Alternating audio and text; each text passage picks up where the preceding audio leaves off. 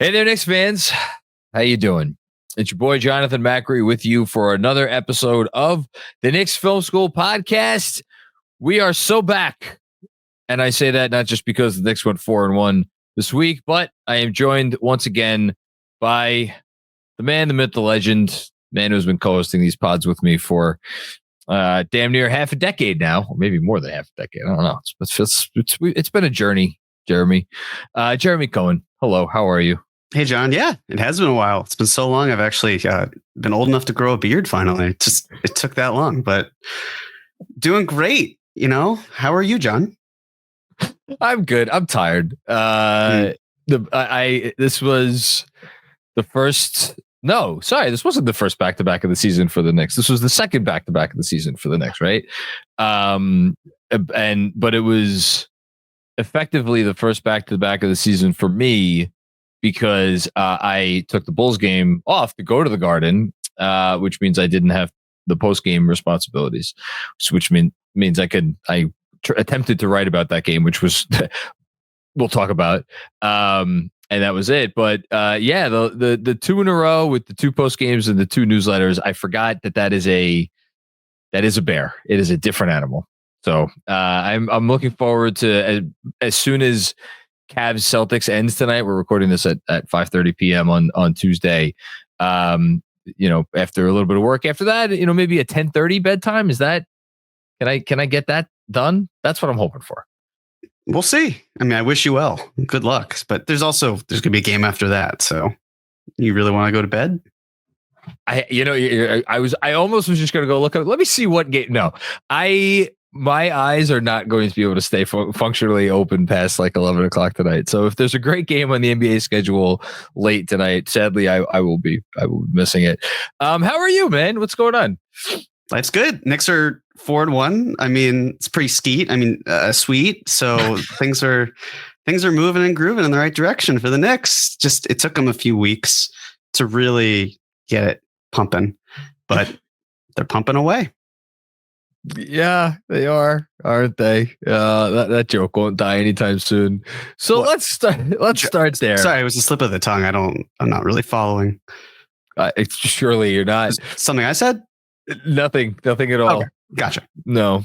So how skeet it is that the Knicks are coming off a 4-1 week plus one game. It's a week for us because we didn't record on our usual spot. And let's do a quick week in review here. So it seems like a million years ago now. The Knicks started off the week with a win over the Philadelphia 76ers, 111-99.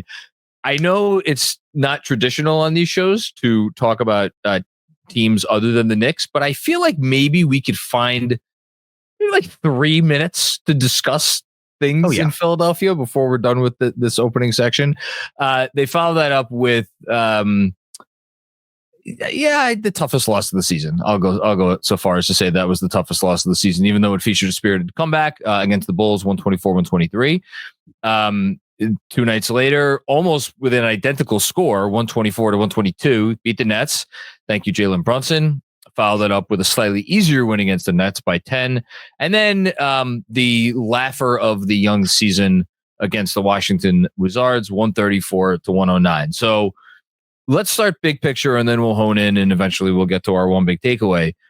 You said whatever you said before. I can't think clearly, so I don't remember the exact what the words were, but you seem to imply that you think we're maybe they are out of the woods. Is that a fair characterization in your mind? I would say it feels like the growing pains are slowing. We're starting to, at the very least, see what the form of this team could be. And it's tough, right? Because defensively, there is still work to do. I mean, when you look at some of these numbers, it's a little jarring, right? Giving up 124 to the Bulls and losing that game, 122 to the Nets and barely winning that game. The others are strong, I mean, 104, 106 and 99 against a just crazy Sixers team. So there's effort being put in. It's hard to look at the season as a whole and iron out the defensive numbers because just certain, like cleaning the glass doesn't quite fade out certain games or certain times. But with the eye test, it looks like they're gelling more. So, I mean, Bridges, of course, a lot of these numbers are ghastly, but when you watch him play, it seems, okay, he's starting to pick it up a little bit more. Hart has really brought it defensively. OG, of course, but it feels to me the offense that was never really in doubt, but now they're getting more comfortable. They're not just surviving off of friendship and talent. It's actually time that they have invested because they've gotten good experience. So I've been pleased with the result. Still more work to be done, of course. A benefit of also when you play bad teams, but you also have to beat them. They didn't beat the Bulls. There's going to be a 5-game road trip that's right in front of them. So they're where I would expect them to be, and they still have more time. They need more time, but for the majority of it, it feels like they're on the right track to me. I appreciated very much the way you couched that it feels like the progress is getting smoother, and it's like I don't think they're there yet. And I only say that because I didn't know what to write about for my newsletter tomorrow, so I decided to do a 1/6 of the season statistical check-in, and I tried to dig into some of the defensive numbers, and like they're giving up a ton of shots from behind the arc, and they are giving up a ton of shots, or their teams are hitting mid-rangers against them. Teams are hitting threes against them. Do you know which basketball team in the NBA is giving up the highest frequency of shots that are the NBA considers open, which is the closest defender 4 to 6 feet away?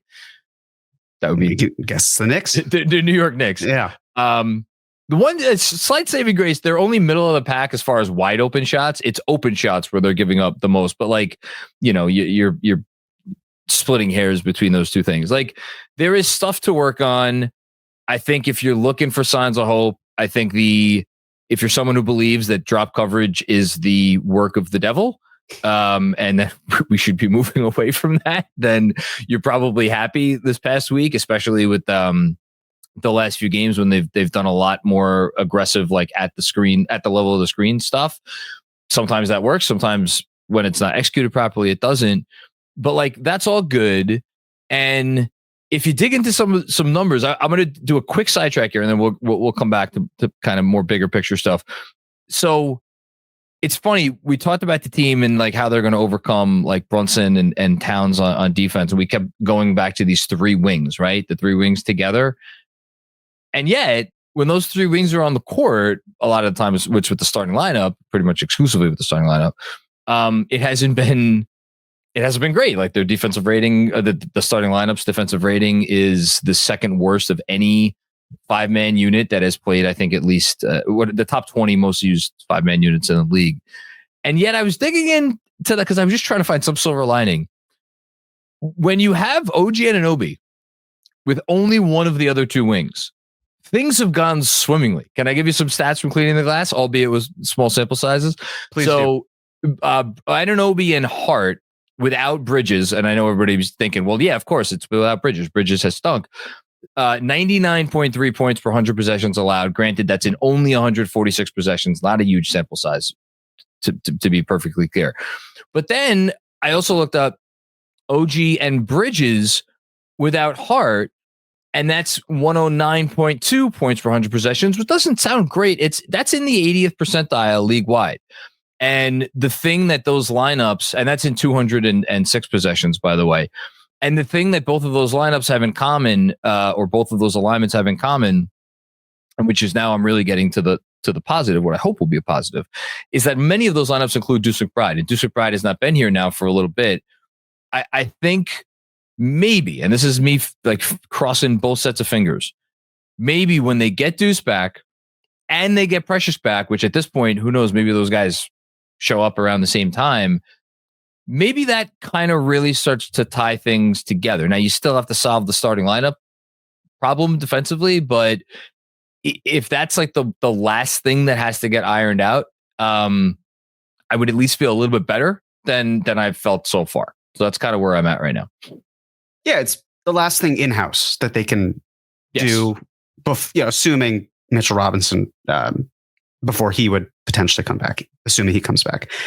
I'm with you. I was playing with some of those numbers, and it's funny how, yes, when you do remove Bridges, it feels like a much better situation.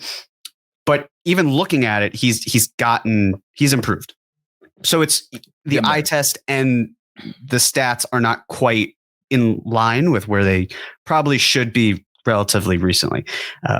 But it's crazy. I was curious about, I don't know if you've taken any time to look at the numbers between Hart and Cat, because it seems like they're a pairing very frequently.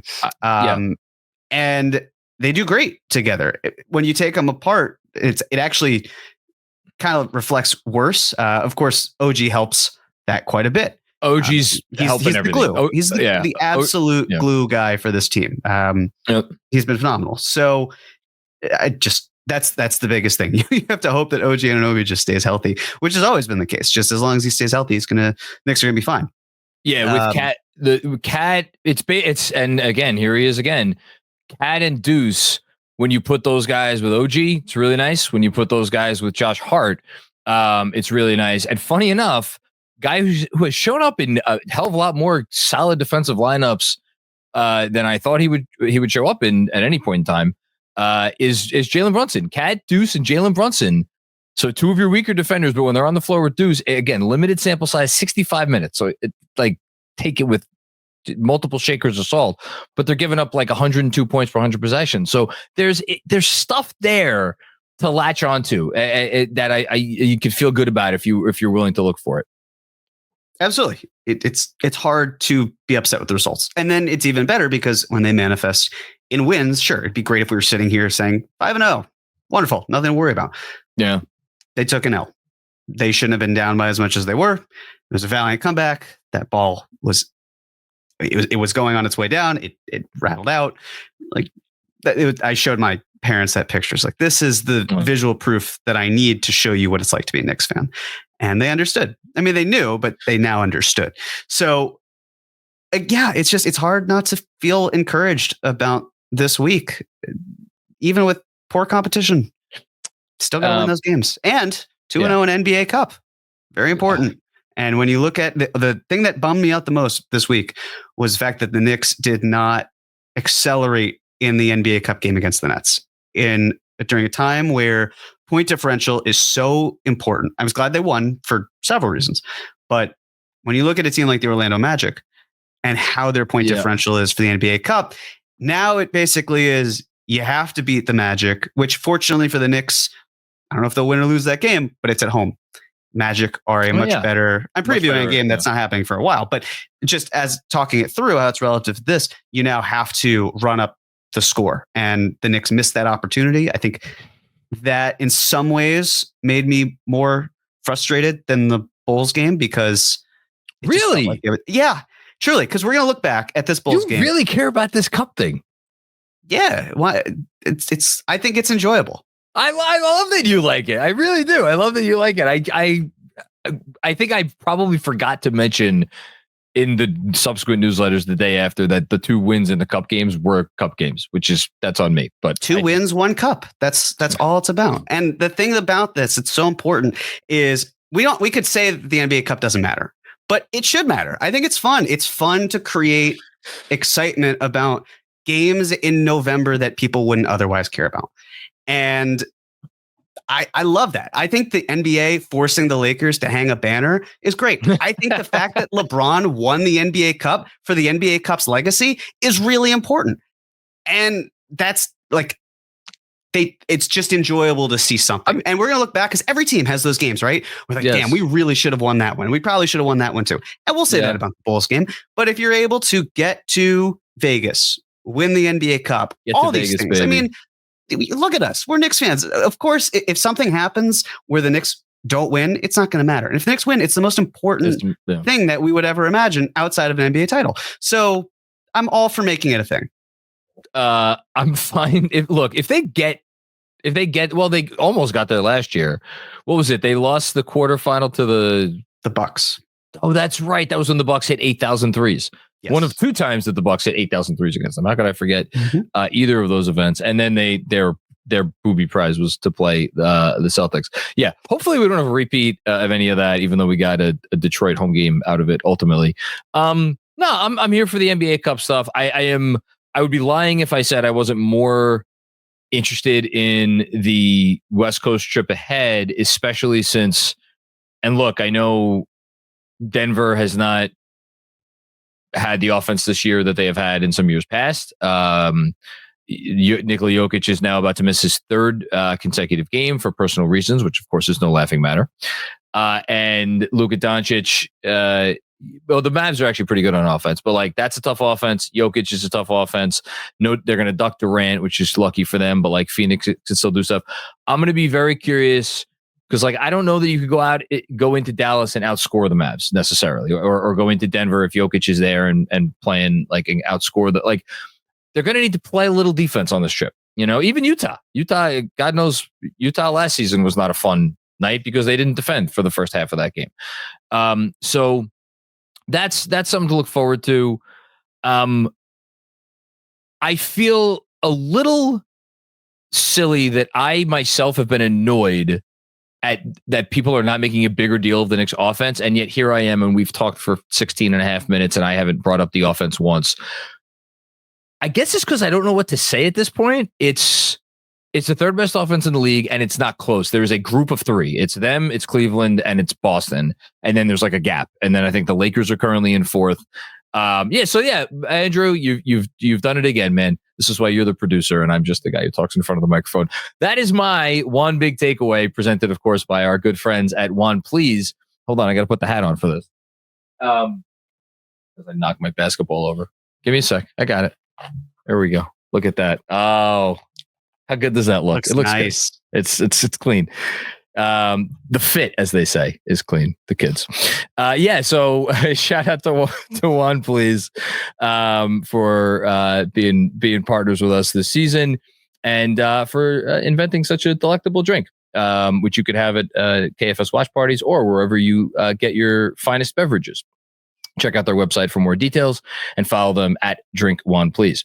My one big takeaway, the offense. The offense is, I'll say this. I tried to find some numbers to indicate that what was going on is not sustainable.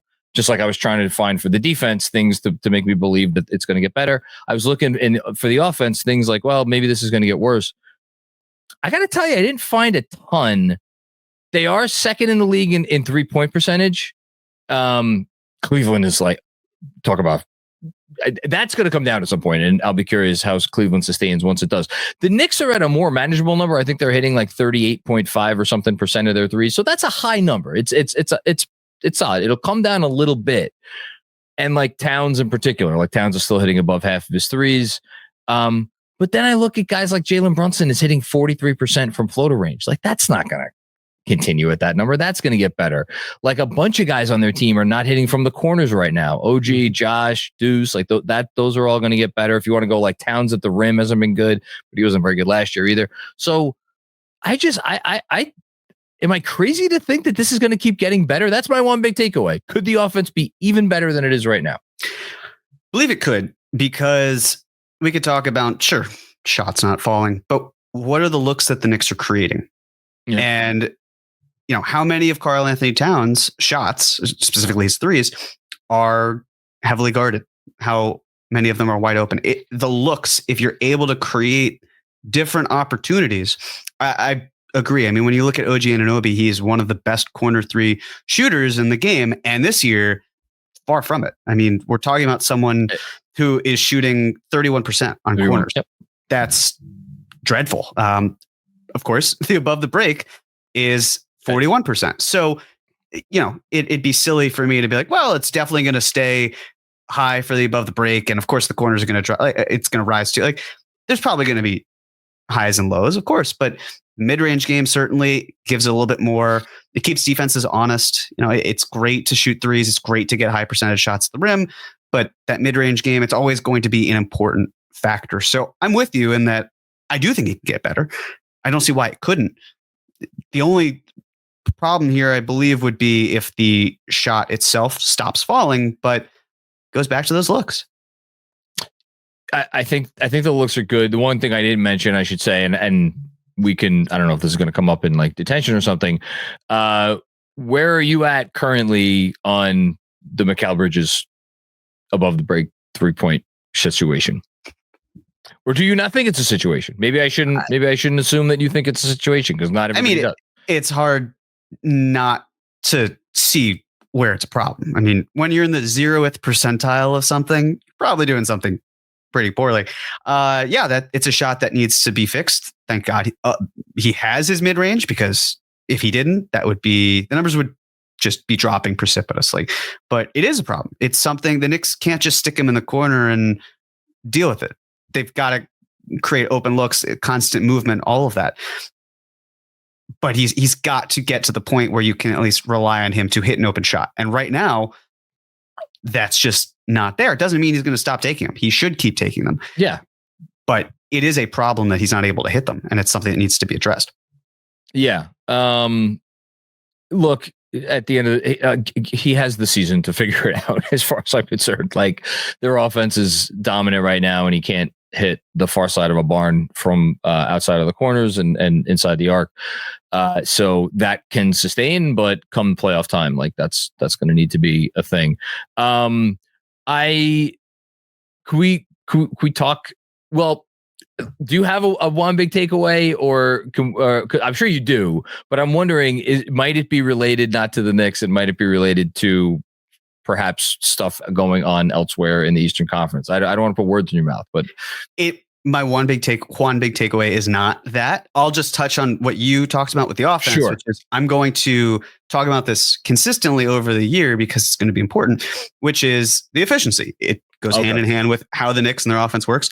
If you were to look right now at the Knicks and their personnel, every single player who has played at least 100 minutes has an efficiency in the top half of the league. Damn. What's crazy is how much one game can swing it, because Cameron Payne, who currently has the 52nd percentile, was at the 30th percentile prior to the Wizards game. So things can change very easily, but it's consistently of what do the Knicks like? Efficiency. And when you have players who are efficient, it opens up a great deal. And so just to add on to what you're saying, yes, I do believe that there's room for improvement here, because of the fact that the Knicks aren't looking at a bunch of inefficient players who happen to be efficient this year.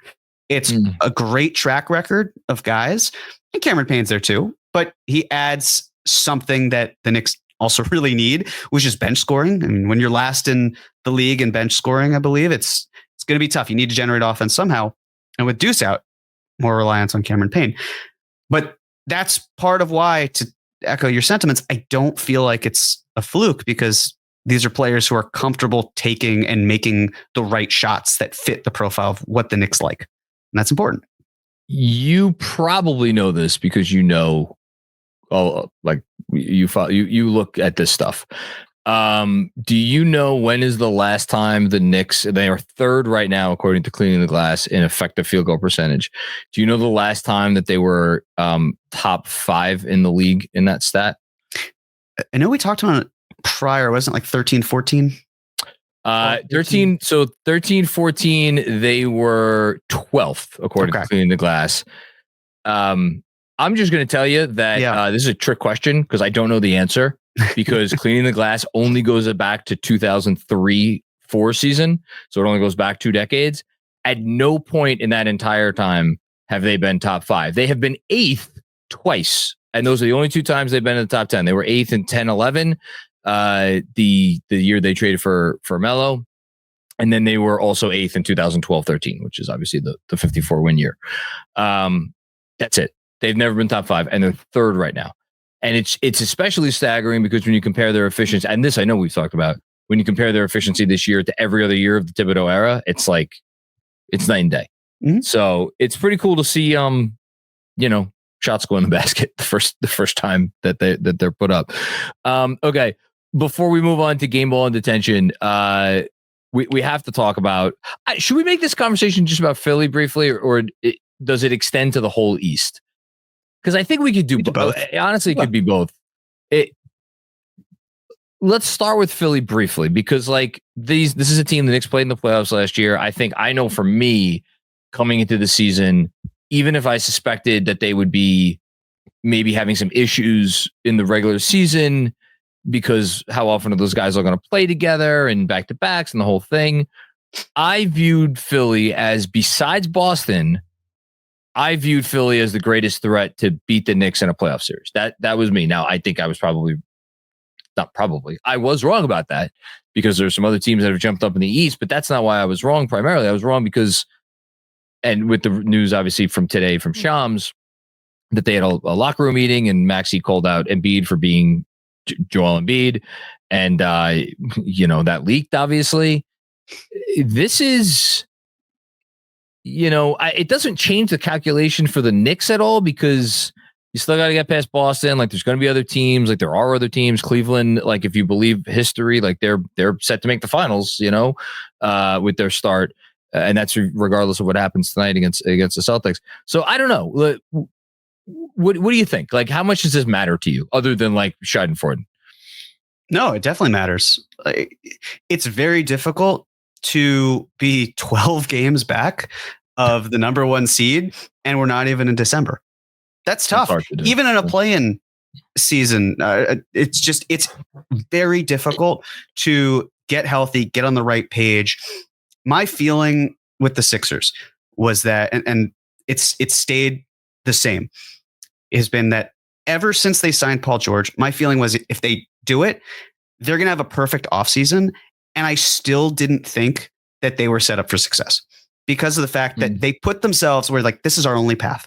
We have to go out and get a free agent, and giving big money to someone who's having difficulty perhaps being a third option, having your star player who's simply not healthy. And when you look at the trajectories of his career, Shaq, Yao, Tim Duncan, like a lot of these elite bigs, elite centers, they peaked at around the point that Embiid was peaking last year.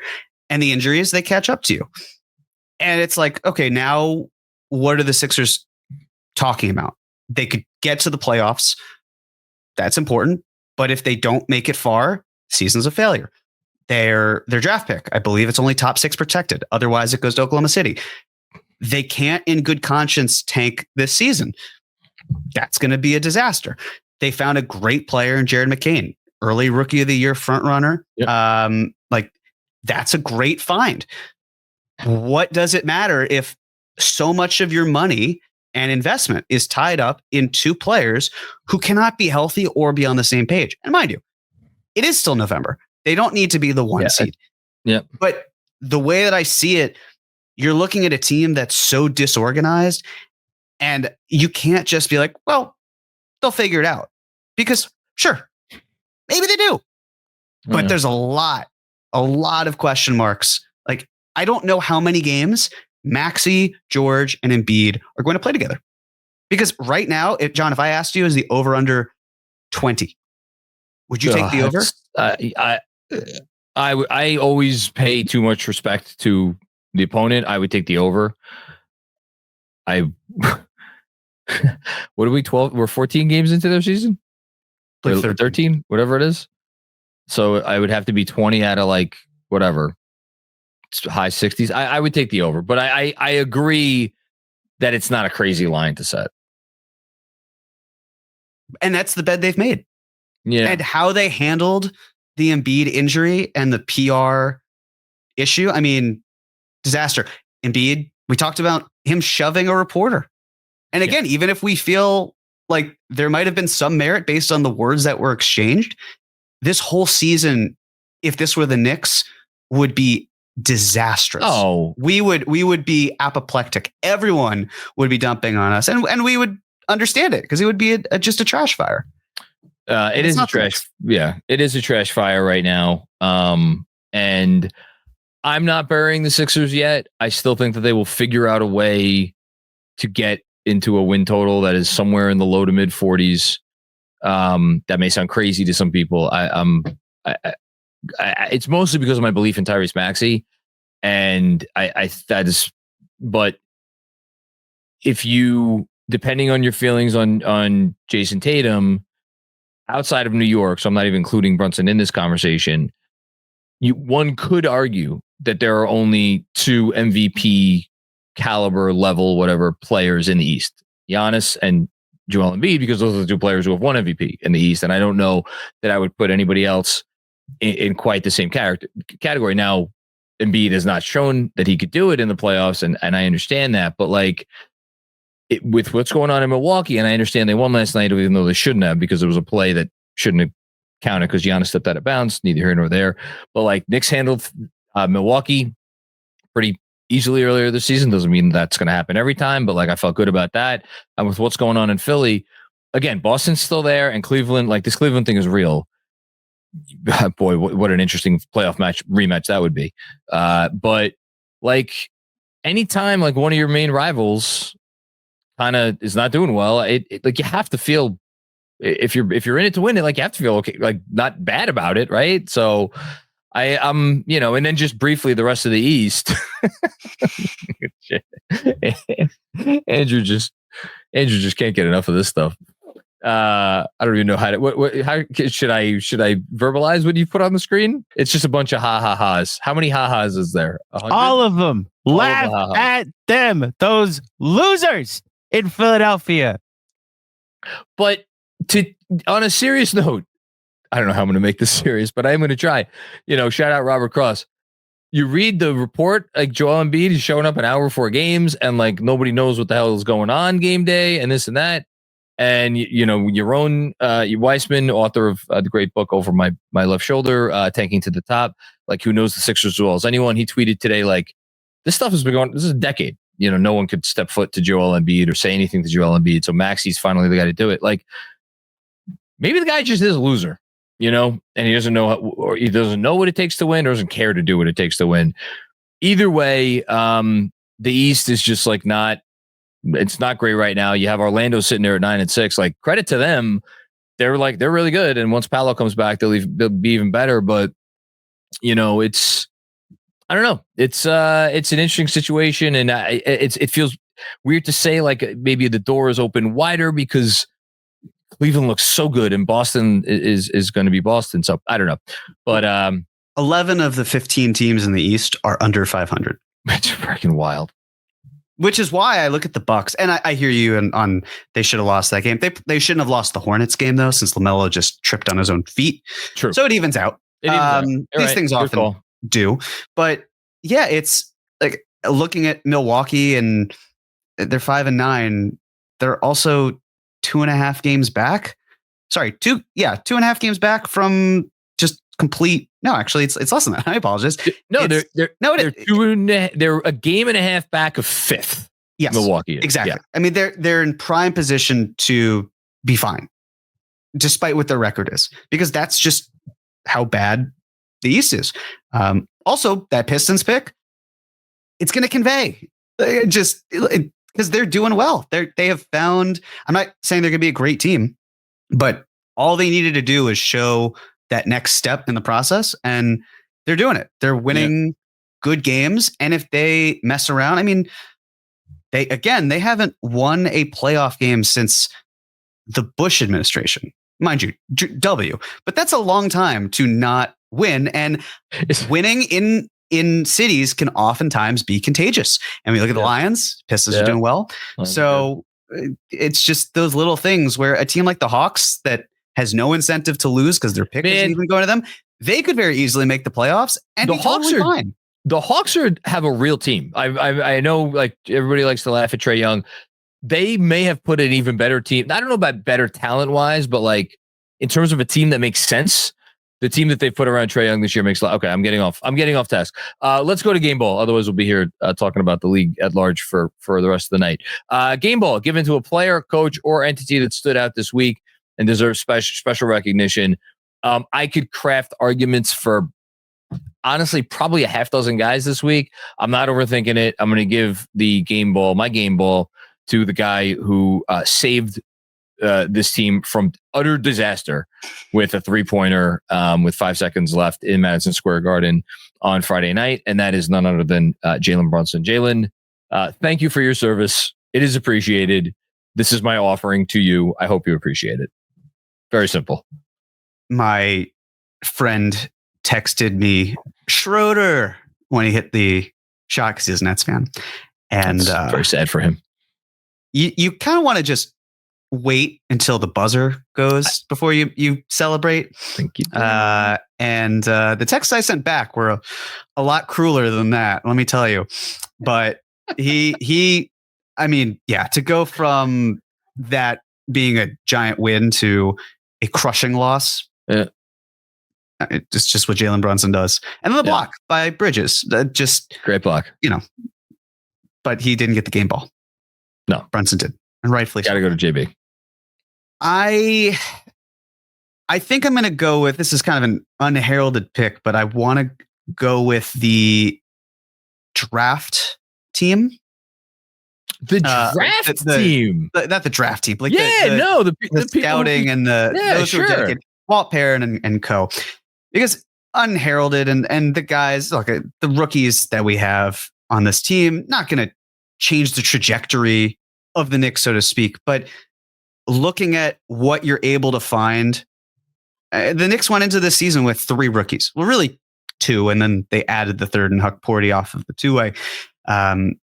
But just to be able to have players like Dadier contributing winning minutes, it's really difficult to be a rookie, and it's not going to be every night. But this week, like just most recently, some of those defensive plays were phenomenal. And for him to be a teenager and still contributing in that way, Kolek, who we know is just based on efficiency, shooting, pick and roll, passing, all of that. Like, I have nothing but faith in him. Huck Porty being able to step in when called for.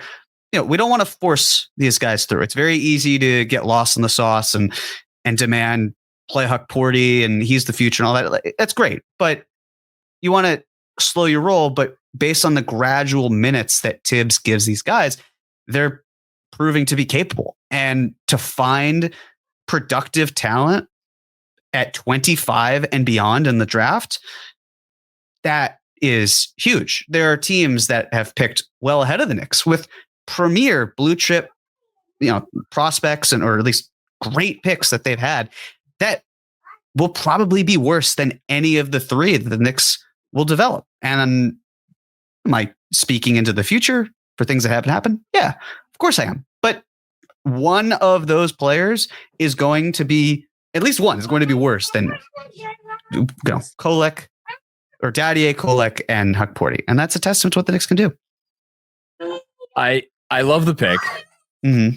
Speaking of rookies, there's an audience out there. There is an audience. I don't know if this is staying in. Sass, what does she need?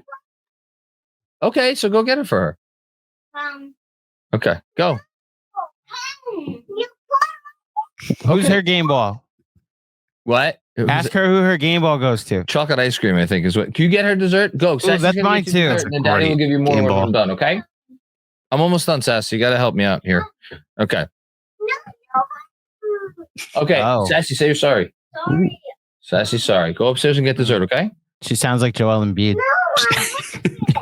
Okay, Sassy says she's sorry, though. Sorry. Okay, go get her dessert. Go upstairs. Go. Okay. Thank you. Did you address the elephant in the room, as Nick Nurse might say? Aha! Or sorry, I should say the anonymous insider who definitely hasn't leaked elephant in the room as the verbiage in Toronto and Philly. So, but okay, Izzy, you got to go upstairs. I can't keep going. Yeah, I know. You got to go upstairs so Daddy can finish. I will. Okay. Yes. Andrew, can't you wait? Okay. Can't wait. Yeah. Okay. Thank you, Jeremy. So next up, detention.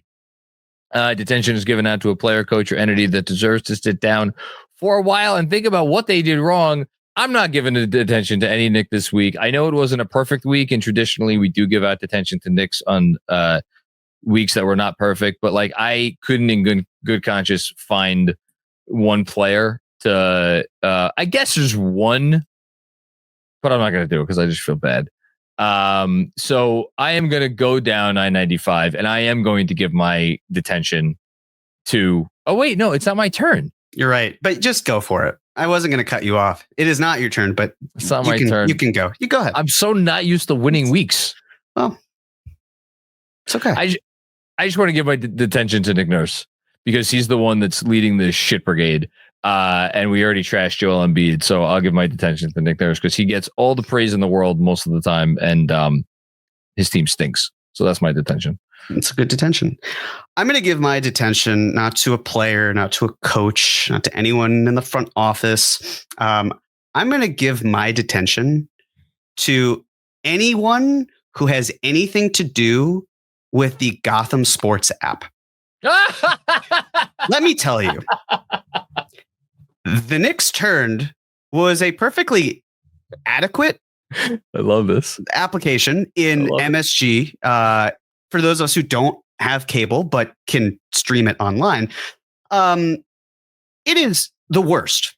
I had some friends at the Knicks Nets NBA Cup game. They FaceTimed me in. They then showed me the game. They were because Tom Brady was there and he was throwing it around and they were like, oh, look. And the game started. I ended the FaceTime. And a minute later, the play still had not materialized. The amount of lag time between what is live and between what a consumer is able to see is terrible. I went to a friend's house. I put the phone, I did AirPlay on the TV. I couldn't access my phone because every time I would do that, the stream would stop. Every time I go into the stream, it turns captions on. I'm all for subtitles, not for live sports. And I don't necessarily need it every single time. Whenever I go into the app, it needs to know where I am in the world. Whenever I go into it on my computer, I need to log in. I need to remember my password every single time. It is the worst thing I have had to deal with from a streaming perspective. If you are a developer, you got to change it.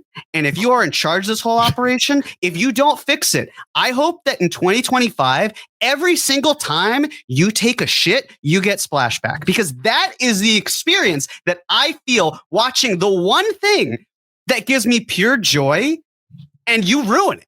You just ruin it. I can't get any enjoyment out of a Knicks game where the score is already changing before that the play even begins.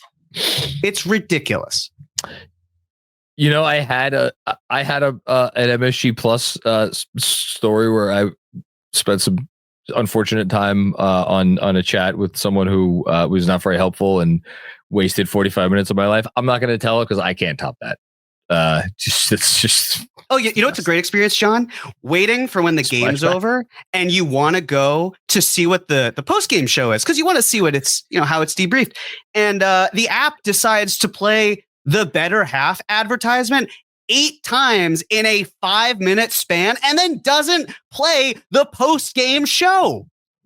I'm not there to watch the ads.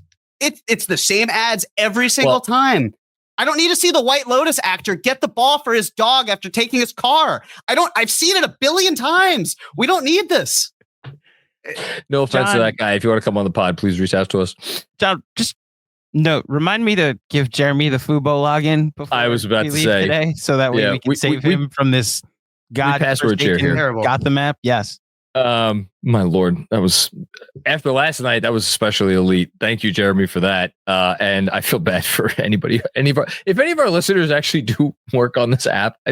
It's not personal. Please. No, it is. It's personal. No, work harder. No, it's absolutely personal.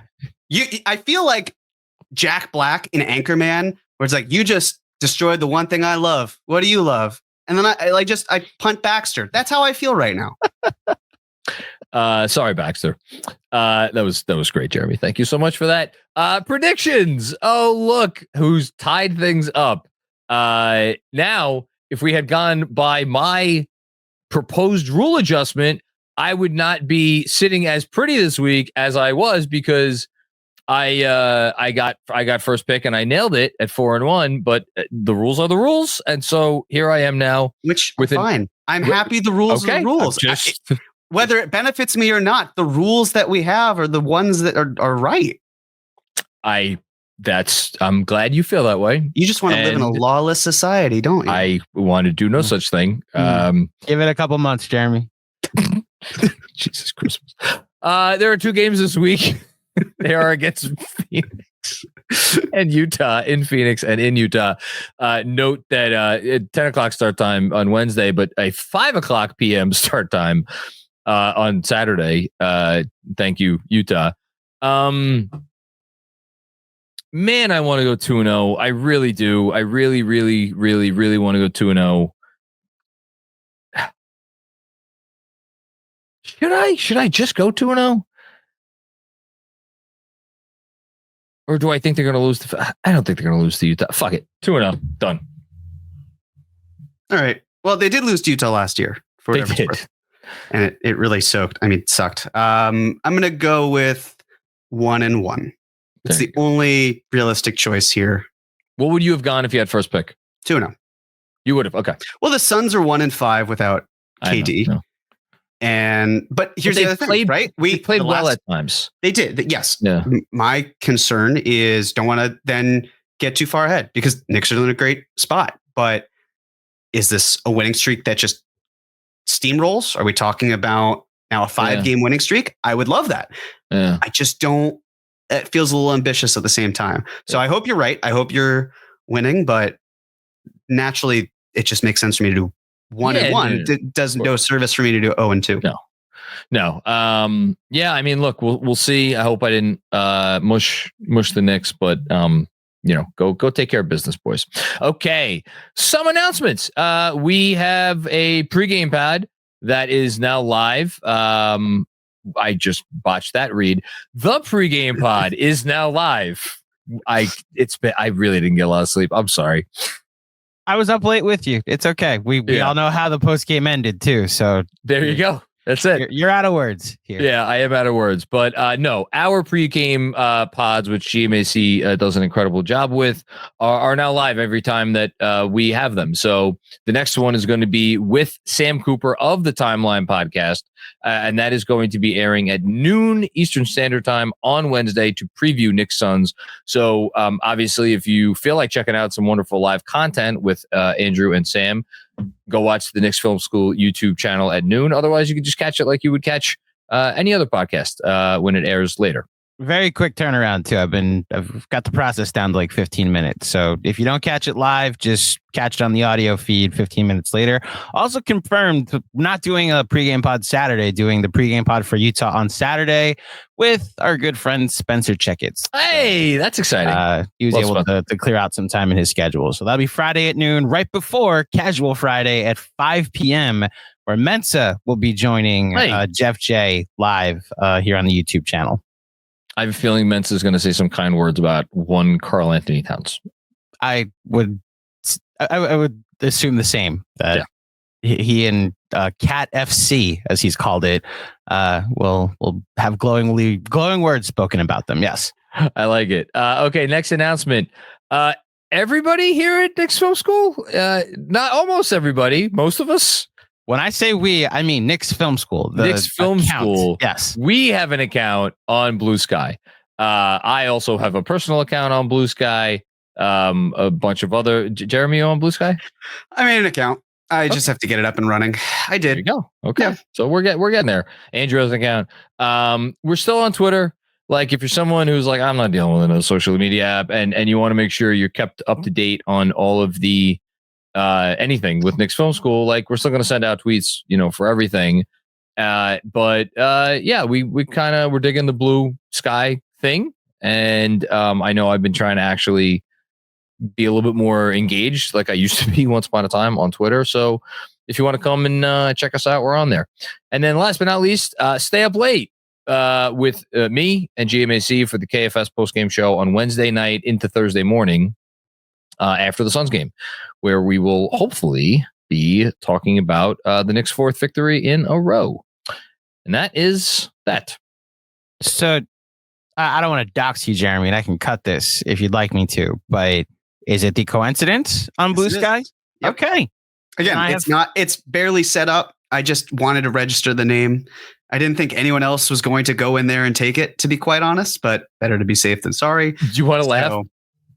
I went to create my Blue Sky account and I went to search up JC Macri NBA and it was taken. I'm like, what effing jerk off is such a, whatever, insert bad word here, that took this name just to spite me. And I realized that I had signed up previously for the service.